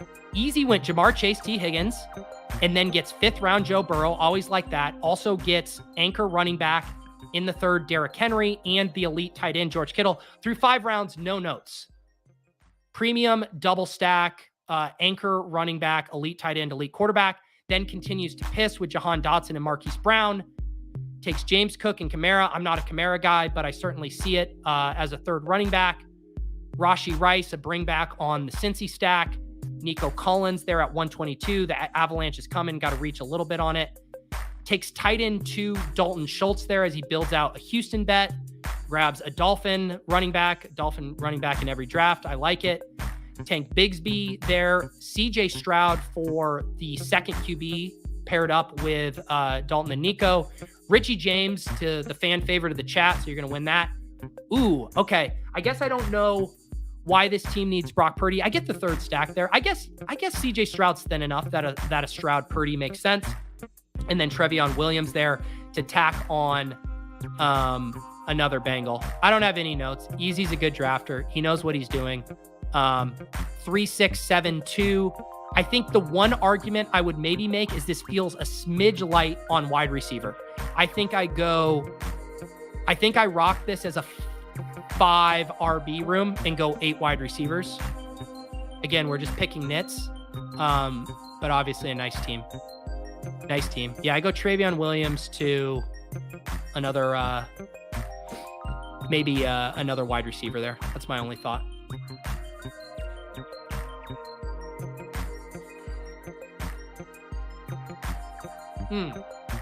Thank you, Matthew. Mike says, we're super late. Thoughts on the first team? I got to get going. It's all right, man. I've been doing this stream for 2 hours and you guys want me to sauce your teams for free? No, you got to pay up. Like Greg wanted me to sauce Easy's team. Sorry, Easy. Greg, I wanted to roast him, but I like the team. All right, guys. Appreciate you. Head over to Ship Chasing right now. ADP Chasing is kicking off in 3 minutes. I'll be back here tomorrow on the channel at 10 a.m. for a Splash Play doubleheader. And then, like I said, Wednesday debuting a new Best Ball Breakfast double block, drafting with the champ and Sean Siegel. Very much looking forward to that. Good job in the chat today. EDGARVEY, we love you, man. Rest in peace. A lot of good people on that Best Ball plane that he crashed into the Hudson. We'll all try to do better next time. For Peter,